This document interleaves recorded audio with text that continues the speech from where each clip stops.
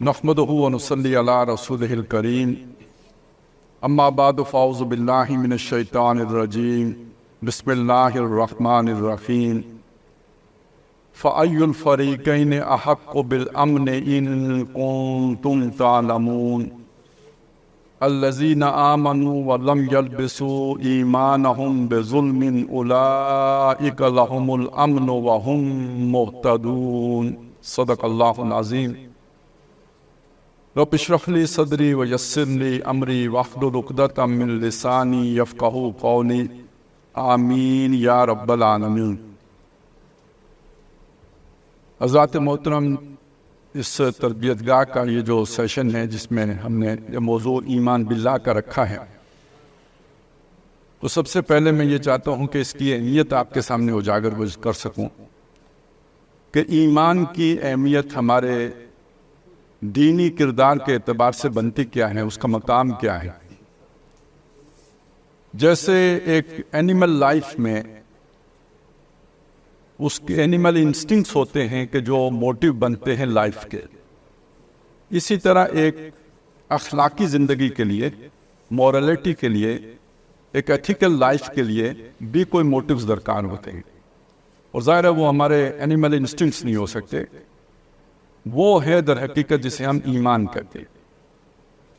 ईमान बिल्लाह, ईमान bill आखिरा, ईमान bill रिसालत, दर हकीकत वो जज्बा मुहर्रिका बनता है कि जो हमें तहरीक देता है नेक आमाल की, नेक ज़िंदगी की, अच्छी ज़िंदगी की। या जो अभी आयत आपके सामने तलावत की गई है कि वो लोग के जिन्होंने अपनी ज़िंदगियों को, दुनिया की ज़िंदगी को आखिरत के एवज़ बेच दिया है, उन पर लाजिम है कि वो अल्लाह की राह में लड़ें। तो अब ज़ाहिर है लड़ने के लिए अपनी जान को हथेली पर लेके निकलने के लिए कितना स्ट्रॉन्ग मोटिव दरकार है। आप सोचें कि अपने ही जो एनिमल इंस्टिंक्ट्स हैं उनसे भी लड़ना पड़ेगा, क्योंकि वो तो मज़ाहिम होंगे कि मरो मत। आदमी जिंदा रहना चाहता है, हर शय जिंदा रहना चाहती है, सारी स्ट्रगल ही जिंदगी के लिए है। तो ये तो उसके बिल्कुल अगेंस्ट द स्ट्रीम बात हो गई ना कि हमने मरने चलना है, जिंदा रहने के लिए नहीं चलना, मरने चलना है। तो उसके लिए कितना स्ट्रांग मोटिव दरकार है। तो मैंने आपके सामने ईमानियात सलासा का जिक्र किया कि एक बंदा मोमिन के लिए ये वो मुहर्रिकात हैं कि जो उसे नेक आमाल पर आमादा करते हैं, या उबारते हैं, या उकसाते हैं, या चलाते हैं। लेकिन आज हमने गुफ्तगू सिर्फ ईमान बिल्लाह पर करनी है। और ईमान बिल्लाह पर गुफ्तगू करने से पहले मैं ये भी चाहता हूँ कि लफ्ज़ ईमान की भी थोड़ी सी वजाहत हो जाए। बहरहाल लुगत का लफ्ज़ है, ईमान का लफ्ज़ आते ही हमारे जहन में कुछ अपने खुद साख्ता तस्वुरात आ सकते हैं। तो मैं ये चाहता हूँ कि पहले थोड़ा सा इस लफ्ज़ की लुग़वी बहस कर ली जाए, ताकि इसका ओरिजिन मालूम हो जाए कि इसका मतलब क्या है। ईमान किस शय को कहते हैं? ये लफ्ज़ बना है अमन से, वही अमन जिसके हम मुतलाशी हैं, जिसके मुकाबले में बेसुकूनी, बेइत्मीनानी, खलिफशार, फसाद के अल्फाज इस्तेमाल होते हैं, वो अमन, उससे ईमान का लफ्ज़ बना है। अमन एक यूँ समझे दाखिली कैफियत है। जो शख्स अमन में है वो उसे कहेंगे इसे अमन हासिल है, मामून है। और ईमान इसमें एक माना है मुताद्दी होने का, दूसरे को अमन देना। यानी मोमिन असल में वो है कि जो दूसरे को अमन देने वाला है, ये है इसका लुग़वी मफ़हूम। लेकिन इसमें पर जो जब कोई प्रेपोजिशन लगती है, लाम की लगे या बे की लगे, आमतौर पे ये लगती है, तो इसका माना बन जाता है किसी शय को की तस्दीक करना, किसी शय को तस्लीम करना, तस्दीक करना। अब अमन का ताल्लुक तस्दीक के साथ क्या हुआ? अमन का ताल्लुक तस्दीक के साथ दर हकीकत ये होता है कि जब आपके सामने कोई शख्स कोई नैरेटिव पेश करता है, कोई बयानिया पेश करता है, कोई अपना मौक़िफ़ पेश करता है, आप अगर उसकी तस्दीक कर देते हैं तो लड़ाई नहीं होती, बहस नहीं होती, कोई जो है ना वो एक्सचेंज ऑफ आर्गूमेंट्स नहीं होता। गोया जो उसने बात की आपने कहा बिल्कुल ठीक है, तो अमन है, वो भी सुकून में है, आप भी सुकून में हैं। उसने दावा किया ही इसलिए था कि आप कबूल कर लें, और अगर आप उसके दावे को रद्द कर देंगे तो यहाँ से दो जो है ना मुतहारिब किस्म के ग्रोह वजूद में आ जाएंगे। आप ज़रा तसव्वुर कीजिए कि मोहम्मद रसूलुल्लाह सल्लल्लाहु अलैहि वसल्लम ने मक्के में एक दावा पेश किया, حضرت ابو بکر صدیق رضی اللہ تعالیٰ عنہ نے اس دعوے کو قبول کر لیا تو یہ دوست بن گئے، اور ابو جہل اور اس کے ساتھیوں نے اس دعوے کو قبول کرنے سے انکار کر دیا تو یہ دشمن بن گئے۔ تو بات شروع یہاں سے ہوتی ہے، تصدیق سے ہوتی ہے، دوستی یا دشمنی کی بنیاد یہاں سے پڑتی ہے۔ تو جب کسی نے کوئی دعویٰ کسی کے سامنے پیش کیا، اس نے اس کی تصدیق کر دی، گویا اس نے اس کو امن دے دیا، اس لیے وہ مومن ہے۔ میں صرف لغوی بحث آپ کے سامنے رکھ رہا ہوں۔ پھر اس میں ایک معنی جب اصطلاح میں آیا تو اس میں یہ اضافہ کیا گیا کہ ایک اس ایمان کا جزو ہے جو ظاہری ہے، جسے اقرار باللسان کہتے ہیں۔ یہ قانونی پہلو ہے، یہ شہادت ہے، یہ ظاہری بات ہے، اور اس کی بنیاد پر بندہ مسلم بنتا ہے، مسلمان بنتا ہے۔ اور ایک ایمان وہ ہے کہ جو تصدیق بالقلب کی گہرائی ہے، یعنی تصدیق آپ نے وہ کی جو دل کی گہرائی سے مانا۔ یہ وہ شے ہے کہ جو آپ کو بھی داخلی امن دیتا ہے، آپ کے دل کو سکون دے گا، آپ کو ذہنی یکسوئی دے گا، اور آپ کے خارج میں بھی اس کے نتیجے میں امن ہوگا، سکون ہوگا، آپ کے پڑوسی آپ کی اذیت سے محفوظ ہوگا۔ آپ کے اندر جب ایمان آ جائے گا تو آپ کے آس پاس ہر طرف امن جو ہے نا اس کی اظہار شروع ہو جائے گا۔ تو یہ ذرا امن، ایمان، میں نے چاہا کہ یہ چیزیں بھی ہمارے سامنے آ جائیں، اس لیے کہ عام طور پر ایمان کو ہم ڈیفائن کیے بغیر ہی فار گرانٹیڈ لے کے مان لیتے ہیں کہ گویا یہ شے تو ہمیں حاصل ہے۔ جیسے اللہ نے ہاتھ پاؤں دیے ہوئے ہیں، ایسے ہی ہمیں ایمان بھی دیا ہوا ہے۔ جیسے اللہ نے 2 آنکھیں دی ہوئی ہیں، ایسے ہی ہمیں ایمان بھی حاصل ہے۔ یہ بات ایسے ہے نہیں۔ وہ جو قانونی پہلو ہے اس اعتبار سے ایمان ہمیں حاصل ہے، اقرار باللسان کے اعتبار سے وہ تو چونکہ ہم مسلمانوں کے گھروں میں پیدا ہوئے اس لیے وہ ایمان ہمیں حاصل ہے۔ لیکن جو تصدیق بالقلب کا معاملہ ہے یہ کسب کرنا پڑتا ہے۔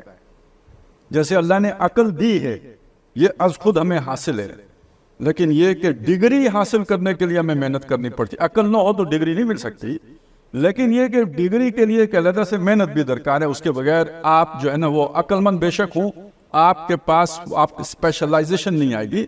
تو اسی طرح ایمان کا ایک پہلو وہ ہے جو ہمیں از خود حاصل ہے، یعنی مسلمانوں کے گھروں میں پیدا ہونے کے نتیجے میں آپ اسے مومن کہیں، مسلم کہیں، جو الفاظ مرضی کہیں، لیکن یہ قانونی سٹیٹس ہے، یہ لیگل سٹیٹس ہے۔ ایک ایمان وہ ہے جو کسب کرنا پڑتا ہے، ہر آدمی کو خود حاصل کرنا پڑتا ہے، جیسے اسے اپنی ڈگری خود حاصل کرنی پڑتی ہے۔ اور یہ ایمان ہے جسے ہم کہتے ہیں تصدیق بالقلب۔ جہاں تک دنیا میں کسی شخص کے مسلمان ہونے کا تعلق ہے تو اس کا دار و مدار سارے کا سارا اقرار باللسان پر ہے۔ اہل سنت کا موقف ہے، ہم اہل قبلہ کی تکفیر نہیں کرتے، اور جو ہماری طرح نماز پڑھے اور ہمارے قبلے کا استقبال کرے اور یہ کہ وہ جو ہے اس کو ہم مسلمان سمجھیں گے، اور ہمارا ذبیحہ کھائے، یہ 3 شرطیں پیش کرتے ہیں، یہ مسلمان ہے، لیکن یہ دنیا میں ہے۔ آخرت میں جس ایمان سے بحث ہوگی وہ ہے کہ جو دل میں اتر چکا ہو، خواہ رائی کے دانے کے برابر ہی کیوں نہ ہو، ذرے کے برابر کیوں نہ ہو، لیکن وہاں نجات کی بنیاد تصدیق بالقلب بنے۔ یہ 2 چیزیں ایمان کے حوالے سے ہمیں ہمیشہ مستحضر رہنی چاہیے۔ اب آ جائیں ایمان باللہ۔ اب آپ دیکھیے کہ انبیاء کے دعوے کو ایک طرف رکھیں، انسان کی اللہ نے ایک فطرت بھی بنائی ہے، اور اس فطرت کے اندر اللہ تعالیٰ نے کسی ایک پرفیکٹ بینگ کا تصور ضرور رکھا۔ جو انسان ہے نا وہ یہ چاہتا ہے کہ کوئی سپر نیچرل، کوئی بہت ہی پرفیکٹ قسم کا کوئی آئیڈیل اسے ملے۔ یہ علیحدہ بات ہے کہ وہ اپنی زندگی کے ابتدائی دور میں اس منصب کے اوپر اپنے والد کو رکھتا ہے بالعموم، لیکن جب تھوڑا بڑا ہو جاتا ہے اسے معلوم ہوتا ہے کہ نہیں، والد صاحب میں تو بہت سی کمیاں ہیں۔ پھر اب وہ کسی لیڈر کا قائل ہو جاتا ہے، وہ لیڈر جو اس سے بہت دور ہوتا ہے، اور چونکہ وہ اس کے قریب نہیں ہوتا، اس کی کمیوں اور کمزوریوں سے وہ واقف نہیں ہوتا۔ وہ لیڈر پیر کی صورت میں ہو، وہ کسی عالم دین کی صورت میں ہو، وہ کسی پولیٹیشین کی صورت میں ہو، وہ کسی قوم پرست رہنما ہو، لیکن وہ اسے آئیڈیلائز اسی طرح کر رہا ہوتا ہے جیسے اس نے کبھی اپنے والد کو آئیڈیلائز کیا تھا۔ سوال یہ ہے کہ یہ آئیڈیلزم کا یہ کانسیپٹ اس کے اندر آیا کہاں سے ہے؟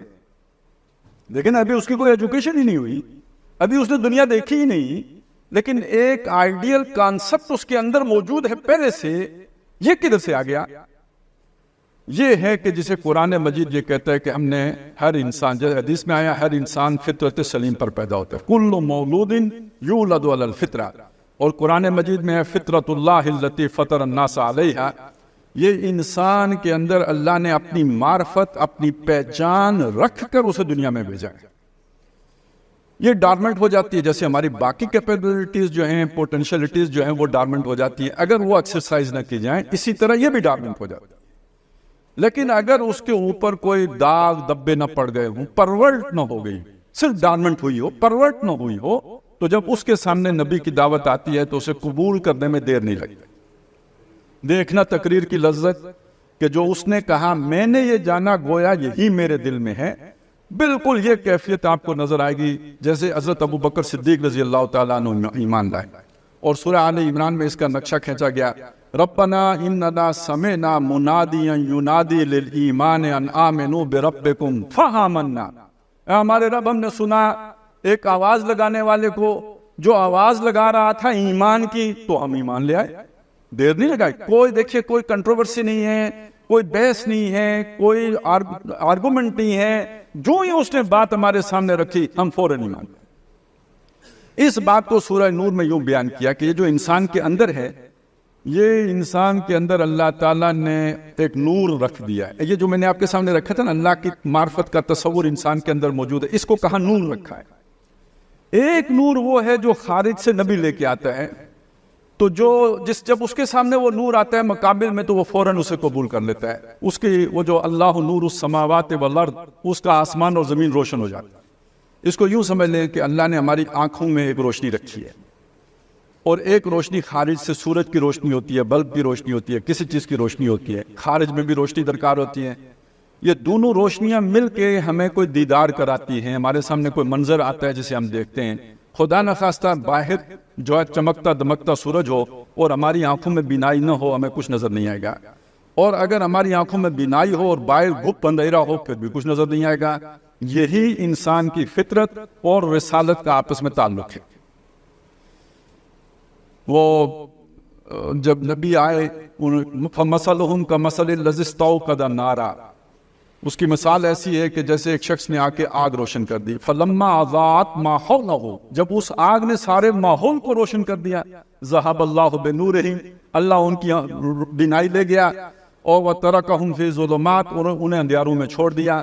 یعنی پہلے اندھیارے تھے شرک کے، کفر کے، ضلالت کے، گمراہی کے، اور اس وجہ سے دکھائی نہیں دیتا.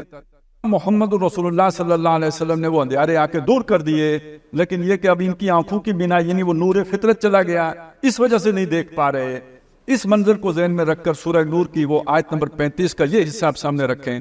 نورن علی نور، ایک نور اندر تھا، ایک نور اوپر سے آیا، یہ نور کے اوپر نور ہو گیا. اس نے وہ ویژن کلیئر کر دیا. لیکن یہ ویژن کس چیز کا کلیئر ہوا؟ اندیکھے حقائق کا.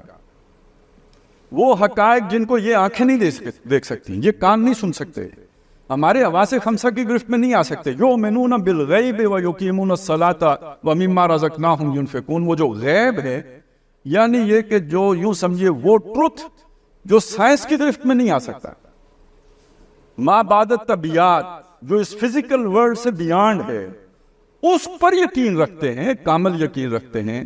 اب اس کے لیے جو روشنی درکار ہے، یہ وہ والا نور جو اللہ تعالیٰ نے نبیوں کے ذریعے سے بھیجا ہے، اس وہ کارآمد ہوتا ہے. لیکن اگر اندر وہ نور نہ ہو تو یہ خارجی نور کام نہیں کرتا. اسی رکوع کے آخر میں فرمایا وَمَن لَّمْ يَجْعَلِ اللَّهُ لَهُ نُورًا فَمَا لَهُ مِن نُور، جس کے اندر وہ روشنی نہ ہو اس کے لیے کوئی روشنی نہیں ہوتی. اب نبی آ کے جتنا مرضی اس کے سامنے دعوت پیش کرے، اندر روشنی نہیں ہے تو اس کو بات سمجھ میں نہیں آئے گی. اس بات کو قرآن مجید نے کئی انداز میں، کئی اسالیب میں بیان کیا ہے. اِنَّا جَعَلْنَا فِي قُلُوبِهِمْ أَكِنَّةً أَن يَفْقَهُوهُ وَفِي آذَانِهِمْ وَقْرًا وَإِذَا قَرَأْتَ الْقُرْآنَ جَعَلْنَا بَيْنَكَ وَبَيْنَ الَّذِينَ لَا يُؤْمِنُونَ بِالْآخِرَةِ حِجَابًا مَسْتُورًا يَخْتَمَ اللَّهُ عَلَى قُلُوبِهِمْ وَعَلَى سَمْعِهِمْ وَعَلَى أَبْصَارِهِمْ غِشَاوَةٌ. یہ سارے اسالیب در حقیقت اس ایک بات کو بیان کر رہے ہیں. اگر آپ کے اندر نور نہ ہو تو یہ خارج میں محمد رسول اللہ صلی اللہ علیہ وسلم جیسی شخصیت کی دعوت بھی موجود ہو، آپ ایمان کی طرف پیش قدمی نہیں کر سکتے. اب آ جائیں اگلی بات کی طرف. یہ جو ایمان ہے یہ کسی اور ایجوکیشن کے ذریعے سے نہیں دیا جا سکتا اگر اندر وہ ریسیپینٹ موجود نہ ہو، جس کا بھی میں نے آپ کے سامنے ذکر کیا ہے۔ یہ بڑی بنیادی بات، اس ریسیپینٹ کے بغیر ایمان ایجوکیٹ نہیں کیا جا سکتا، یہ ان نون ریئلٹی ہے۔ اور آپ ظاہر ہے جس شعبے سے وابستہ ہیں، میرے خیال ہے یہ بات آپ کے سامنے اس سے بہتر اور کوئی اس بات کو اپریشیٹ نہیں کر سکتا کہ ایک بچہ 4 سال کا یا 5 سال کا، جس کو آپ کسی ورڈ کا تعارف نہیں کرا سکتے کہ اس کے پیچھے میننگز کیا ہیں اور اس ورڈ کے پیچھے کانسیپٹ کیا ہے، نہیں کرا سکتے۔ آپ شادی کا تصور اسے نہیں کرا سکتے جو اتنی بڑی ریئلٹی ہے، لیکن اس عمر میں بھی آپ اسے اللہ کا تعارف کرا لیتے۔ کیسے ہوتا ہے؟ اگر اس کے اندر یہ تعارف پہلے سے موجود نہ ہو، یہ اس کے اندر پہلے سے اللہ تعالیٰ نے اس پورا یہ میکینزم نہ رکھ دیا ہوتا تو یہ بات بچے کی سمجھ میں آنے والی تھی نہیں کہ کسی ان سین ریئلٹی کو وہ تسلیم کر لیتا۔ اچھا، اب یہاں سے ایک پرابلم شروع ہوتا ہے۔ یہاں تک تو بات بڑی اچھی چلی، لیکن یہاں سے ایک پرابلم شروع ہوتا ہے، اور وہ یہ ہے کہ چونکہ میرے اندر ایک تصور ہے کسی ذات کا، لیکن وہ پراپرلی ڈیفائنڈ نہیں ہے، ایک ویگ کانسیپٹ ہے، بالکل جسے کہتے ہیں دھندلا تصور ہے، پرفیکٹلی جو ہے ڈیفائنڈ نہیں ہے۔ لہذا اکثر و بیشتر یہ میری یہی سوچ مجھے غلط رخ پہ لے کے چلی جاتی ہے۔ جیسے میں نے آپ کو بتایا کہ جو ماں باپ کے لیے ابتدائی محبت ہوتی ہے، یہ اسی محبت کا پرتو ہوتا ہے جو اس معرفت الہی کے تحت میرے اندر رکھی ہوتی ہے۔ جب میری عقل یہ سمجھتی ہے کہ وہ جو پرفیکٹ بینگ میرے اندر ہے وہ یہ ابا جی ہیں، تو میری ساری وہ محبت جو اللہ کے لیے تھی وہ ابا جی کے لیے ظاہر ہو جائے گی۔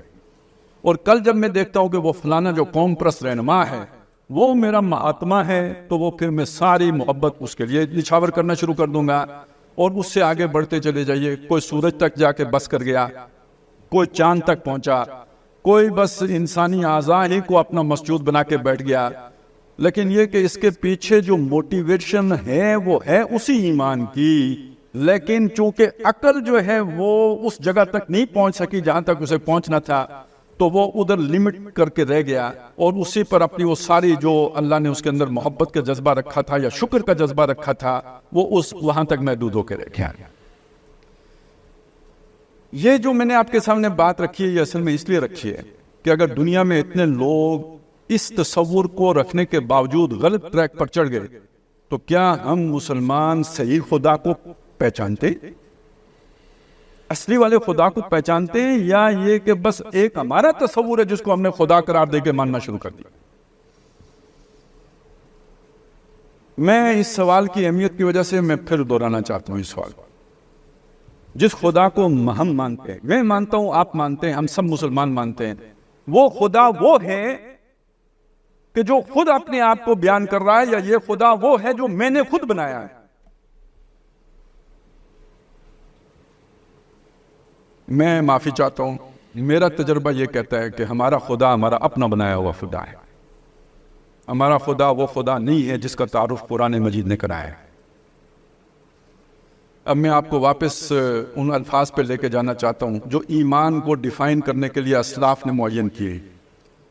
آمنت باللہ کما ہوا باسمائہ وصفاتہ وقبلت جمیع احکامہ اقرار باللسان و تصدیق بالقلب۔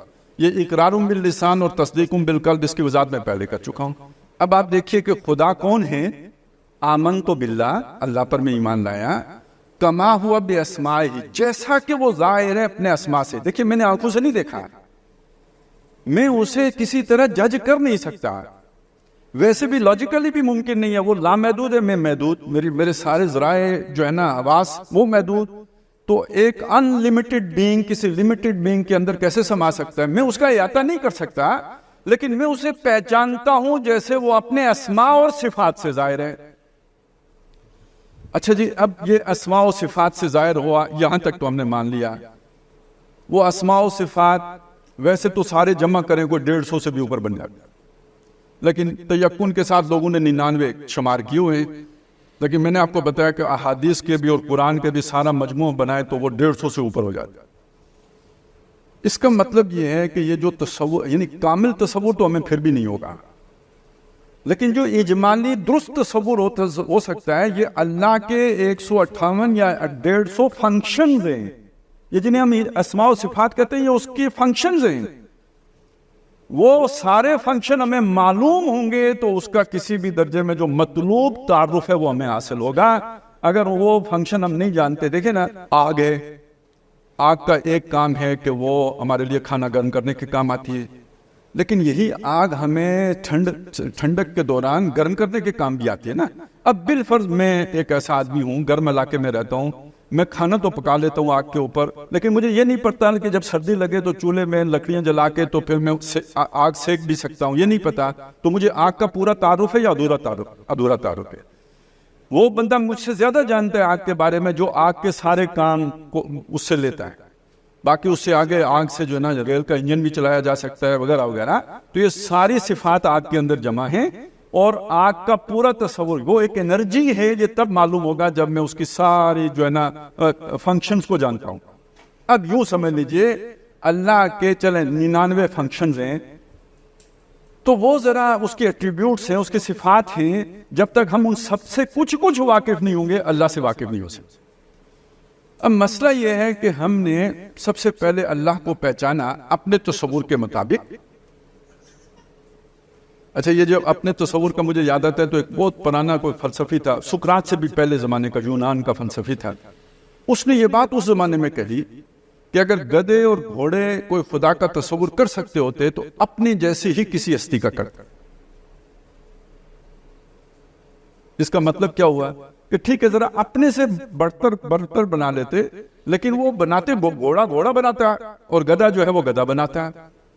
تو آج ہم انسانوں نے خدا کو جو کچھ بھی بنایا ہے اپنے اس محدود تصور کے گرد ہی بنایا ہے. تو پلیز اپنے اس خود ساختہ خود سے نکلیے. اگر اللہ کو پہچاننا ہے تو پھر قرآن کے آگے سر تسلیم خم کرنا پڑے گا. وہ تعارف ہے جو اللہ اپنا خود کرا رہا ہے. اب مجھے نہ بتائیں، آپ خود سوچ لیں کہ کوئی فرد اللہ کا بہتر تعارف کرا سکتا ہے یا اللہ خود اپنا تعارف بہتر کرا سکتا ہے؟ موٹی سی بات ہے. تو اللہ نے اپنا تعارف کہاں پیش کیا ہے؟ اللہ کی پہچان کی سب سے بڑی کتاب قرآن مجید. کوئی دوسرا اللہ کی وہ پہچان نہیں کرا سکتا جو اللہ کی پہچان خود قرآن کراتا ہے. سب سے بڑی ہدایت یہی ہے کہ ہم اللہ کو پہچانیں خود اس کے کلام کے ذریعے سے. تو اب جب ہم وہاں پہ جاتے ہیں تو ہم سب سے پہلی بات پہ دیکھتے ہیں، جیسے سورہ فاتحہ میں آتا ہے رب العالمین. دیکھیں اللہ نے خود اپنے بارے میں سب سے پہلی بات جو کہی ہے وہ کیا ہے؟ رب العالمین.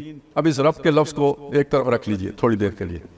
اب جب ہم اس لفظ کو لیں گے، میں اور آپ لیں گے رب، تو ہم دیکھیں گے دنیا میں رب کا معنی لفظ کن کن استعمالات میں استعمال ہوتا ہے. ہم دیکھتے ہیں جی کوئی شخص ہوتا ہے گھر والا، تو ہم کہتے ہیں رب الدار، یہ گھر کا. رب المال، مال والا. تو یعنی جس کا جو مالک ہے نا، تو وہ مالک کا کانسیپٹ یہ لفظ دے رہا ہوتا ہے. تو پھر ہم کہیں گے رب السماوات والارض، وہ بھی مالک ہے اور آسمانوں اور زمین کا مالک ہے. رب کا لفظ ایک اور معنی میں بھی استعمال ہم نے اس کا دیکھا ہے کہ جو آپ کی ضرورتیں پوری کرے وہ بھی رب ہے، تربیت کرنے والا بھی رب ہے. اب اس اعتبار سے بھی آپ کو یہ بھی اللہ کے ساتھ جوڑنا پڑے گا. نشو و نما دینے والا، بڑھوتری دینے والا، جو آپ کے اندر اس نے قابلیتیں رکھی ہیں ان کو پروان چڑھانے والا، وہ بھی ہے. اور یہ رب کا لفظ ایک اور معنی میں استعمال بھی ہوتا ہے. فرعون نے کیا ہے انا ربکم الاعلی، تو اس نے اس معنی میں تو نہیں کیا کہ تمہیں پیدا میں نے کیا ہے. اس نے اس معنی میں تو نہیں کیا کہ میں نے آسمان اور زمین بنائے ہیں. اس نے اس معنی میں تو نہیں کیا کہ تمہیں رزق میں دیتا ہوں. اس نے اس معنی میں تو یہ لفظ استعمال نہیں کیا کہ یہ دریا میں چلاتا ہوں. اس نے یہ لفظ کس معنی میں استعمال کیا؟ تمہارا حکمران میں ہوں، حاکم میں ہوں، بادشاہ میں ہوں. تو اس رب کے اندر یہ لفظ بھی آ گیا یا نہیں؟ یہ مفہوم بھی آ گیا یا نہیں آ گیا؟ اب آپ سوچئے جب ہم رب کا لفظ بولتے ہیں، عام طور پر جب بولتے ہیں تو ہمارے سامنے اس کا ایک بہت محدود قسم کا تصور آتا ہے، اور وہ مشرکین کے آلہہ والا تصور آتا ہے. میں قرآن کے الہ والا لفظ بھی نہیں بول رہا، کیونکہ اس الہ کے اندر بھی وہی مفہوم ہے جو رب کا مفہوم ہے. لیکن مشرکین نے آلہہ کا ایک مفہوم رکھا ہوا تھا جو بہت محدود تھا. بس وہ سمجھتے تھے کچھ توہمات تھی جو انہوں نے جوڑ کے رکھی ہوئی تھی آلہہ کے ساتھ، تو وہ سمجھتے تھے وہ آلہہ ہوتا ہے. تو ہم اس معنی میں رب لے رہے ہوتے ہیں کہ بس وہ جب ہمیں کوئی زخم لگ جائے تو ہم اس سے دوا کر لیتے ہیں، کوئی مجبور، جب وہ مجبوری جو ہم اپنی خود نہ دور کر سکیں تو آپ ناچار ہو کے اس کے آگے گڑ گڑاتے ہیں کہ یہ مجبوری میری دور کر دے، اور بلکہ اس سے بھی کم، اکثر و بیشتر تو یہ ہے کہ مجبوری بھی ڈائریکٹ ہم اس سے نہیں کہہ سکتے، اس نے بیچ میں ایلچی رکھے ہوئے ہیں، پورا اس نے بھی ایک بیوروکریسی کا سسٹم رکھا ہوا ہے، تو ہمیں ریکویسٹ لے کے کسی چوکیدار کے پاس جانا پڑے گا، وہ پھر کسی ڈی سی صاحب کے پاس جائے گا، پھر ادھر سے ہوتے پوری چین آف کمانڈ ہے، تو پھر اللہ تک وہ ریکویسٹ پہنچے گی۔ عام تصور تو یہ ہے، یہ منہ اور مسور کی دال، تم اللہ کو براہ راست مخاطب کر سکتے ہو؟ نو، نیور، ناٹ ایٹ آل۔ تمہیں تو جا کے پہلے کسی اور کی چوکٹ پہ گا، وہ پھر کوئی فرمائش کرے گا، کشتی پار لگائے گا تو لگے گی، وگرنہ تم تو اللہ سے براہ راست نہیں مانگ سکتے۔ اکثر و بیشتر مسلمانوں کے تصورات یہ ہیں، لیکن رکھا ہوا ہم نے اس جگہ پہ ہے۔ جبکہ قرآن مجید جس معنی میں اسے رب کے طور پر پیش کر رہا ہے، وہ معنی یہ ہے کہ اس کی پوری اتھارٹی ہے، وہ بادشاہ ہے۔ اب یہ دیکھیں یہ لفظ کتنا غائب ہو گیا، یہ بادشاہ کا لفظ اللہ کے ساتھ جوڑتا ہی نہیں۔ آج مسلمان دانشور علامے یہ کہتے ہیں کہ مذہب اور ریاست کا آپس میں کوئی تعلق نہیں ہے۔ ذرا یہ بادشاہی کا تصور اسلام میں ہے یا نہیں ہے، قرآن میں ہے یا نہیں ہے؟ اس لیے کہ بادشاہت تو ہے ہی سیاسی تصور۔ تو یہ قرآن کی آیتیں ہیں نا، لہو ملک السماوات والارض، آسمانوں اور زمین کی بادشاہی اس کی ہے۔ للہ ملک السماوات والارض، آسمانوں اور زمین کی بادشاہی اللہ ہی کی ہے۔ یہ قرآن کی آیت ہے نا، تبارک الذی بیدہ الملک، بابرکت ہے وہ ذات جس کے ہاتھ میں بادشاہی ہے۔ فسبحان الذی بیدہ ملکوت السماوات والارض، پاک ہے وہ ذات جس کے ہاتھ میں آسمانوں اور زمین کی بادشاہی ہے، تمام بادشاہتیں اس کی ہیں۔ اور فرعون سے جھگڑا کیا ہے؟ فرعون کہتا ہے الیس لی ملک مصر، کیا مصر کی بادشاہی میری نہیں ہے؟ تو جب اس نے کہا میں اعلیٰ رب ہوں، تو وہ بھی اسی معنی میں کہا نا، میں بڑا حکمران ہوں، مجھ سے بڑا حکمران کوئی نہیں، یعنی بڑا بادشاہ میں ہوں۔ کم از کم مصر کی حد تک تو موسیٰ کی نہیں چلے گی جو اللہ کی طرف سے آیا ہے، آسمانوں اور زمین کے بادشاہ کی طرف سے، یہاں تو صرف میری چلے گی۔ یہی جھگڑا ہے نا۔ اسی معنی میں آج کل وہ لفظ بہت عام ہو گیا ہے، اللہ نے کیا چلے کوئی بہانہ بنا، طاغوت کا لفظ۔ ہر وہ شخص یا ادارہ جو اپنی یہ اتھارٹی منوائے کہ جو میں کہوں وہ مانا جائے، وہ طاغوت ہے۔ اس معنی میں آزر، اس معنی میں نمرود، اس معنی میں فرعون، یہ طاغوت ہے۔ اس معنی میں کعب بن اشرف طاغوت ہے۔ لہذا اللہ کے مقابلے میں جو بادشاہ بن کر کھڑا ہو وہ در حقیقت طاغوت ہے۔ اصل طاغوت یہ ہے، اس کا کفر کیے بغیر ایمان ہے نہیں۔ سمجھیے، میں ایمان باللہ پر جب ہم بات کریں گے تو لا الہ پہلے ہے، الا اللہ بعد میں ہے۔ تو یہ جو لا الہ ہے یہ کیا شے ہے؟ یہ ہے جس کو قرآن نے کھولا ہے، وَمَن يَكْفُرْ بِالطَّاغُوتِ وَيُؤْمِن بِاللَّهِ، جو طاغوت کا کفر کرے گا اور اللہ پر ایمان لائے گا، فقد استمسک بالعروۃ الوثقی، اس نے مضبوط کنڈا پکڑا ہے، یعنی اللہ اس کی مدد کرے گا۔ کیوں؟ دنیا میں حکمرانی طاغوت کی ہے۔ جب وہ طاغوت کا انکار کرے گا تو زمین اسے سہارا نہیں دے گی، اسے کوئی جائے پناہ نہیں ملے گی۔ وہ اب فرعونوں اور نمرودوں کے سینگوں پہ ہوگا۔ اب اسے کوئی کنڈا چاہیے جو اسے مضبوط، جسے وہ پکڑ لے۔ وہ اب اصل میں اللہ کی مدد اب اس کے شامل حال ہو گئی، کیونکہ اللہ کے باغیوں کو اس نے چیلنج کیا ہے، اس کے بغیر اللہ کی مدد نہیں آئے گی۔ تو اب آپ دیکھیں کوئی دنیا میں ملک ایسا ہوتا ہے جو بادشاہت کے بغیر ہو، جہاں کوئی لا آف دا لینڈ نہ ہو، جہاں کوئی قانون، کسی کی بھی حکمرانی نہ ہو۔ کوئی ملک ہے، کوئی جگہ ہے آج زمین پر؟ کوئی نہیں۔ تو پھر اللہ کی ہے یا کسی اور کا قانون وہاں پہ چلتا ہے؟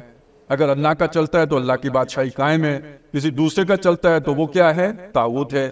اس کا انکار کیے بغیر آپ مومن ہو نہیں سکتے۔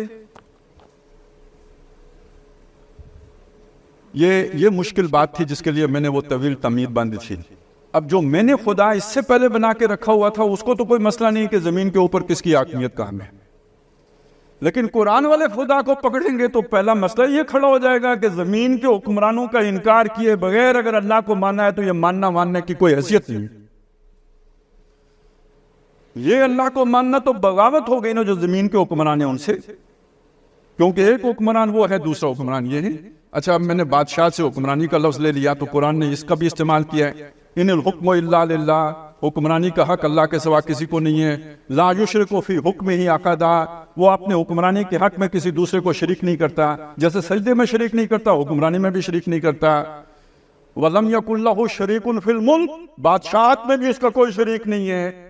تو کوئی فرعون اگر شریک ہو جائے تو باغی ہے، کوئی نمرود اگر شریک ہو جائے تو باغی ہے، اور کسی علاقے کی ساری عوام اگر اس میں شریک ہو جائے تو باغی ہے. یہ تو نہیں کہ قوم شعیب سارے جو ہے نا کم تولنا شروع کر دے تو یہ معروف ہو جائے گا، منکر منکر ہی رہے گا، زیادہ لوگوں کے کرنے سے معروف تو نہیں بن جائے گا. اسی طرح کسی علاقے کی اکثریت اگر اللہ کی نافرمانی پر کمر کس لے تو اس کا یہ مطلب تو نہیں کہ یہ اب جو ہے یہ جواز مل گیا اس کو، باغی ہو گئے سب. پہلے ایک فرعون ہوتا تھا، اب کروڑ فرعون ہو گئے اور مل کر اپنا نظام چلا رہے ہیں، خود اتھارٹی حاصل کر لی ہے اللہ کے باغی بن کر. اس تصور کا انکار کیے بغیر اللہ کے ماننے کی کوئی حیثیت نہیں. اب آپ سوچیں کہ آیا ہم اس ساری سوچ کے ساتھ اور اس سارے تصور کے ساتھ اللہ کو مانتے ہیں؟ مانتے ہیں تو ایمان ہے، نہیں مانتے تو پھر ہم نے اللہ اپنا بنایا ہوا ہے، قرآن والا اللہ نہیں. آپ نے اگر وہ 4 اصطلاح مولانا مودودی کی جو کتاب نا قرآن مجید کی 4 بنیادی اصطلاحیں ہیں، اس میں 2 اصطلاحیں کیا ہیں؟ رب اور الہ. اور جب وہ ان کو کھولا ہے تو اس سے نکلا کیا ہے؟ یہ بادشاہ نکلا ہے، حکمران نکلا ہے. اب اس کے آگے 2 اصطلاحیں اور ہیں، عبادت اور دین. دین کا مطلب کیا ہے؟ ایک حکمران ہے، اس نے ایک قانون بنایا، نظام بنایا ہے، وہ جو اس کا نظام ہے وہ اس کا دین ہے، اس ہستی کا دین ہے. دین اللہ اذا جاء نصر اللہ والفتح ورأیت الناس یدخلون فی دین اللہ. اور جب زمین کے اوپر بادشاہ کا وہ والا اختیار ہو جو اللہ کا ہے تو یہ دین الملک ہے. یہ الفاظ بھی قرآن میں موجود ہیں، وَمَا كَانَ لِيَأْخُذَ عَصَاهُ فِي دِينِ الْمَلِكِ. یوسف کے لیے ممکن نہیں تھا کہ بادشاہ کے دین میں اپنے بھائی کو اپنے پاس روک سکتا. تو ایک بادشاہ کا دین ہوتا ہے، ایک اللہ کا دین ہوتا ہے. تو جب اللہ کو رب مانا، اللہ کو الہ مانا، تو اس کے دین کو تسلیم کیے بغیر وہ ماننا تو نہ ماننے کے برابر ہو گیا. اس دین پر عمل کرنے کا نام عبادت ہے. میں اس بادشاہ کی اوبیڈینس میں زندگی بسر کروں گا، اور اوبیڈینس کس شے کی کروں گا؟ جو اس نے ہدایات دی ہیں، جو اس نے فرامین دیے ہیں، جو اس نے احکام دیے ہیں، یعنی جو دین دیا ہے. تو یہ 4 اصطلاحیں جو ہیں یہ در حقیقت اسی چیز کے ساتھ جڑی ہوئی ہیں، الہ، رب اور دین اور عبادت. اب آپ دیکھیے کہ جب آخرت میں اللہ کے سامنے پیش ہوں گے، ویسے ٹھیک ہے بندہ مسلمان سے پوچھا جائے گا نماز کے بارے میں، پہلی بات جو پوچھی جائے گی وہ نماز کے بارے میں پوچھی جائے گی. یہ بات بالکل ٹھیک ہے، حدیث میں آئی ہے، کون انکار کر سکتا ہے. لیکن آگے کامن سینس ہے، کیا کوئی فرعون سے پوچھے گا تو نے نماز پڑھی یا نہیں پڑھی؟ نہیں، فرعون سے پوچھنا بنتا ہے کہ تو نے نماز پڑھی یا نہیں پڑھی. ابو جہل سے پوچھنا بنتا ہے کہ تو نے نماز پڑھی یا نہیں پڑھی. یا آج بش سے پوچھنا بنتا ہے کہ تو نے نماز پڑھی یا نہیں پڑھی. ہاں، خالد محمود عباسی سے پوچھنا بنتا ہے جو دعوے دار ہے کہ میں مومن ہوں، کہ تو میرا دین کا دعویٰ لے کے آیا تو نماز پڑھی یا نہیں پڑھی. ٹھیک ہے، میرا حساب کتاب تو یہاں سے شروع ہوگا کہ نماز پڑھی ہے یا نہیں پڑھی. لیکن یہاں بس نہیں ہو جائے گا، یہ تو پہلا قدم ہے، جائے گا تو بہت آگے تک. کافروں سے کیا پوچھا جائے گا سب سے پہلے، یا ان کے سامنے کس بات کا سب سے پہلے اعلان کیا جائے گا؟ الیس الملک لمن الملک اليوم، آج بادشاہ کون ہے؟ او بھئی تم نے کہہ دیا کہ دنیا میں کہ میں بادشاہ ہوں، فرعون تو نے کہہ دیا، نمرود تو نے کہہ دیا انا اخی و امید، آج بادشاہ کون ہے؟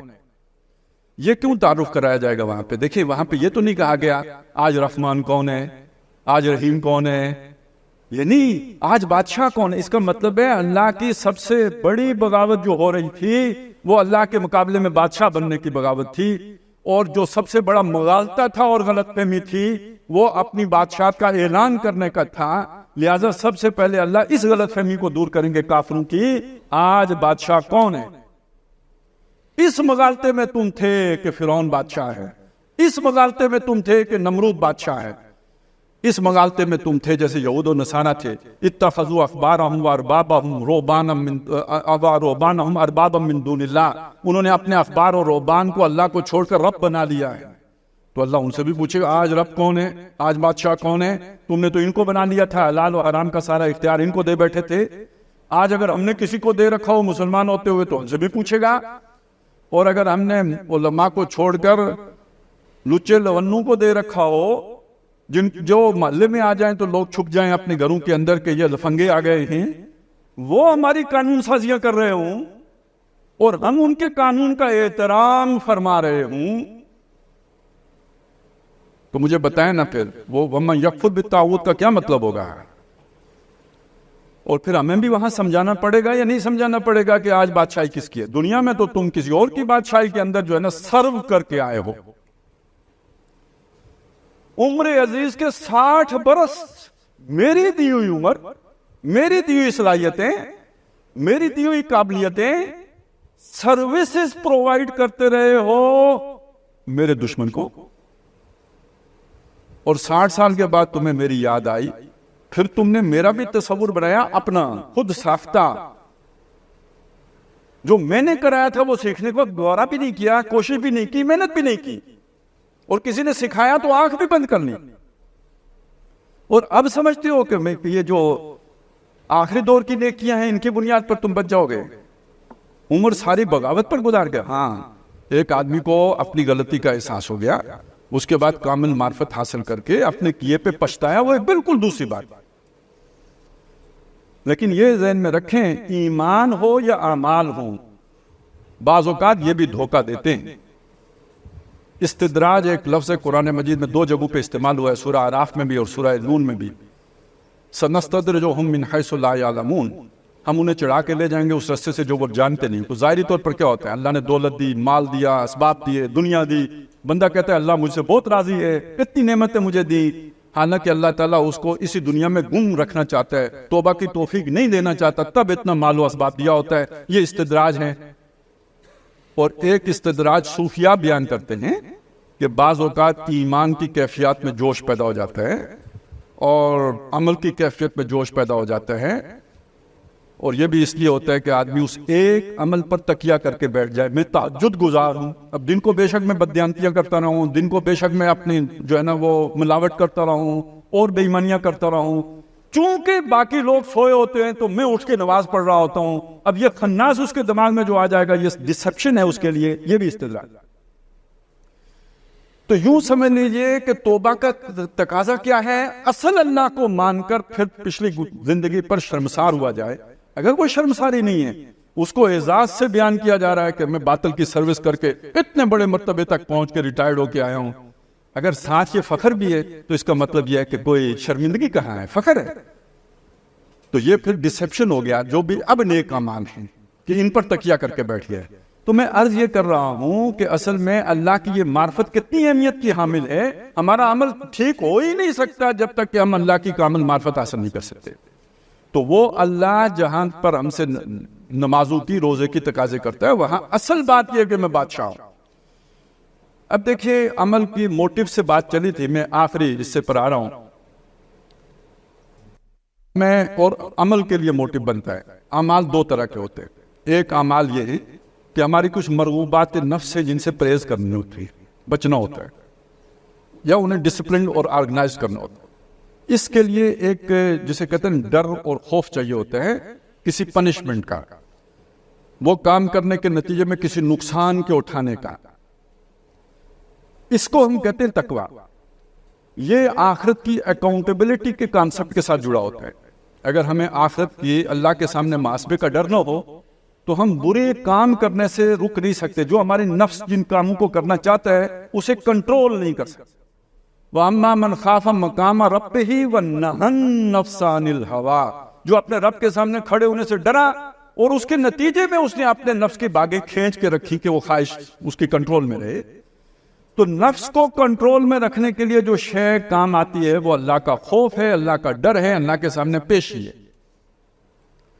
لیکن جو قربانی دینی ہے، مال قربان کرنا ہے، جان قربان کرنی ہے، اب جو میں نے ابھی آپ کے سامنے بات رکھی ہے کیریئر قربان کرنا، جب ہم سمجھتے ہیں یہ طاغوت ہے تو اس پر کیریئر نچھاور تو نہیں کیا جا سکتا نا، قربان کرنا پڑے گا۔ یہ جو قربانی کا مادہ ہے یہ کہاں سے پیدا ہوتا ہے؟ یہ مادہ اللہ کی محبت کے نتیجے میں پیدا ہوتا ہے۔ جتنی اللہ کی محبت شدید ہوتی چلی جائے گی دوسری محبتیں کمتر ہوتی چلی جائیں گی، لہذا ان کمتر محبتوں کو اس شدید تر محبت پر قربان کرنا مشکل نہیں ہوگا، آسان ہوتا چلا جائے گا۔ اب آیا قرآن مجید نے یہ تقاضا ہمارے سامنے رکھا یا نہیں رکھا؟ والذین آمنوا اشد حبا للہ، اور جو لوگ ایمان لاتے ہیں وہ سب سے شدید محبت اللہ سے کرتے ہیں۔ اور ایک بات یہاں پہ یہ سمجھ لیجئے، جو بھی میرا مطالعہ قرآن ہے اس سے مجھے یوں لگتا ہے کہ انسان کی ہدایت اور گمراہی کا فیصلہ اللہ تعالیٰ اسی بنیاد پر کرتا ہے کہ اس کو سب سے شدید محبت ہے کس سے۔ اگر سب سے شدید محبت اللہ سے ہے اور اللہ کے لیے انسان وہ قربانی دینے کے لیے تیار ہے، اس آدمی کو اللہ کبھی گمراہ نہیں ہونے دے گا، ہدایت کے راستے پر انگلی پکڑ کر چلائے گا۔ اور اگر اللہ کی محبت کا دعویٰ تو ہے لیکن قربانی دینے میں پس و پیش کرتا ہے، جس کا مطلب ہے کہ وہ شے اللہ سے زیادہ عزیز ہے، اس کو اللہ ہدایت نہیں دے گا، گمراہ کرے گا، غلط پٹری پہ چلائے گا اور گمراہ کر کے چھوڑے گا۔ چند آیات سے میں آپ کے سامنے نمونے پیش کر دیتا ہوں۔ سورہ توبہ کی آیت نمبر 24 ہے، 11 محبتیں اللہ نے گنوائی ہیں ٹوٹل، 8 ایک طرف کی 3 دوسری طرف، 8 وہ ہیں جو کامن ہیں تمام انسانوں میں، کیا مسلمان کیا غیر مسلم۔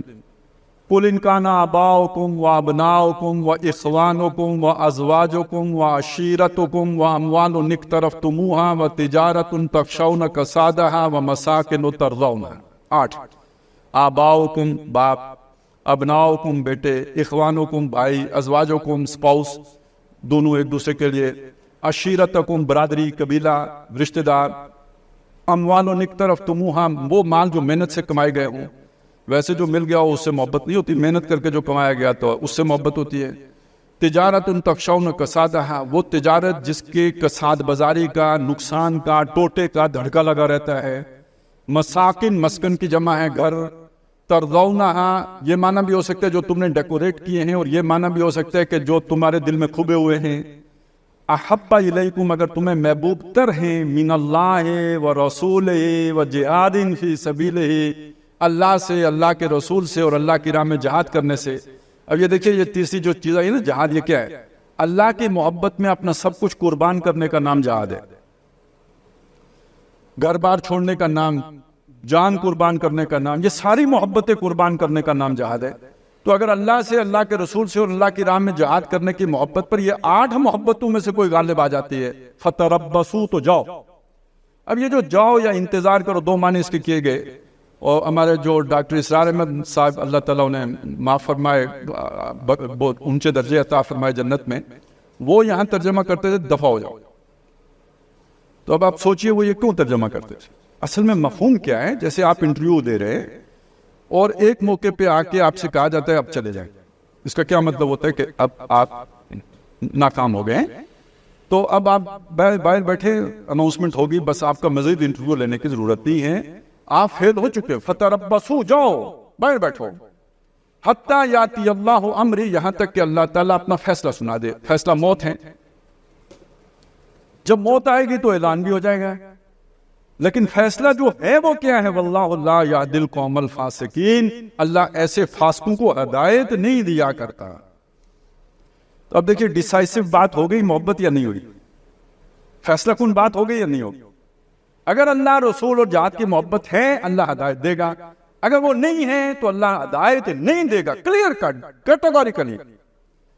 پھر اسی کی ڈیمونسٹریشن ہے جو ہمارے سامنے آتی ہے کہ جب موسیٰ علیہ السلام نے اپنی قوم سے کہا کہ لڑنے چلتے ہیں، قوم نے کہا اذهب انت وربک فقاتلا انا ہاہنا قاعدون، تم اور تمہارا رب جا کے لڑو، ہم تو یہاں بیٹھیں گے، یعنی بیٹھیں گے خبریں لیں گے، بھاگیں گے نہیں، بیٹھ کے خبریں سنیں گے، جب تم جیت جاؤ گے تو ہم نعرے لگاتے ہوئے آ جائیں گے۔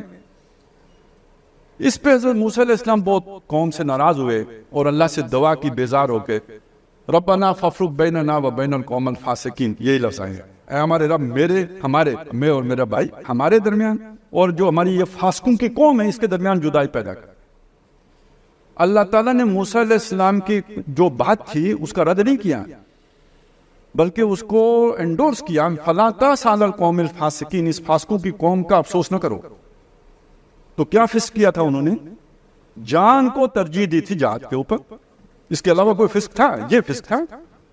راندہ درگاہ ہو گئے 40 سال صحرائے تیر میں بھٹکتے رہے، وہ سارے مرے، نئی نسل پیدا ہوئی، اس نے جا کے فلسطین فتح کیا ہے۔ تو بچا بچا کے نہ رکھ اسے، تیرا آئینہ ہے وہ آئینہ کہ شکستہ ہو تو عزیز تر ہے نگاہ آئینہ ساز میں۔ یہ دوسری مثال آپ کے سامنے آ گئی۔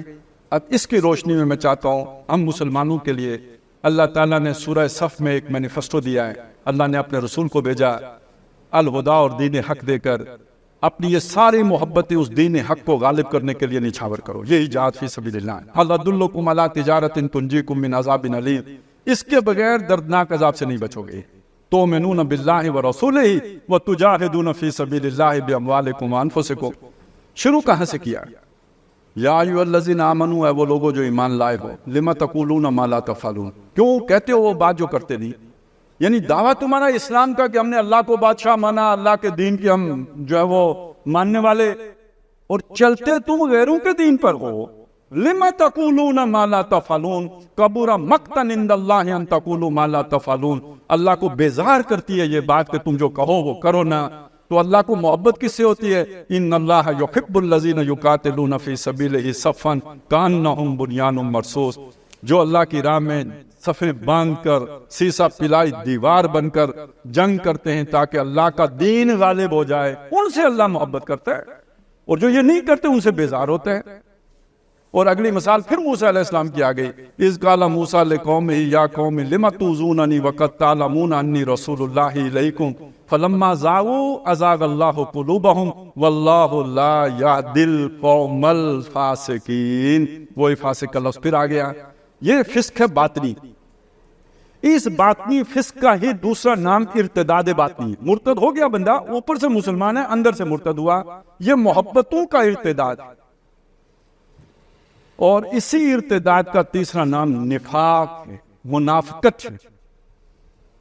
اور ان المنافقین فی الدرک الاسفل من النار، ایک کافر ہیں جنہوں نے مانا ہی نہیں، وہ مقابل آ کے لڑتے ہیں، طاغوت کی طرف سے لڑتے ہیں۔ ایک مومن ہیں جو اللہ کی طرف سے لڑتے ہیں، ایک منافق ہیں جنہوں نے دعویٰ کیا ایمان لانے کا، اقرار باللسان کیا، لیکن اس کے تقاضے پورے نہیں کیے، یہ ان کافروں سے بھی نچلے گڑے میں ہوں گے۔ تو اللہ تعالیٰ ہمیں، یعنی اگر یہ ہم سمجھیں گے نہیں، جب اللہ نے سمجھا دیا اس کے بعد بھی نہیں سمجھیں گے تو الزام کس پر آئے گا؟ ہم پر آئے گا۔ تو ایمان باللہ کے یہ تقاضے ہیں، ان کو سمجھے بغیر اور ان پر عمل پیرا ہوئے بغیر نجات کا کوئی تصور کم از کم قرآن پیش نہیں کرتا۔ باقی میں بھی کمزور آدمی ہوں، ہر انسان کمزور ہیں، تو وہ تو اپنے لیے کوئی نہ کوئی لیم ایکسکیوزز ڈھونڈے گا، کوئی نہ کوئی جو ہے نا اپنے لیے فلسفائز کرے گا اپنے طرز عمل کو، لیکن قرآن کی جو بالکل صاف بات ہے، کلیئر، وہ یہ ہے جو میں نے آپ کے سامنے رکھی ہے۔ اللہ تعالیٰ اس پر ہمیں عمل پیرا ہونے کی توفیق عطا فرمائے۔ اقول قولی ھذا واستغفر اللہ لی ولکم ولسائر المسلمین والمسلمات۔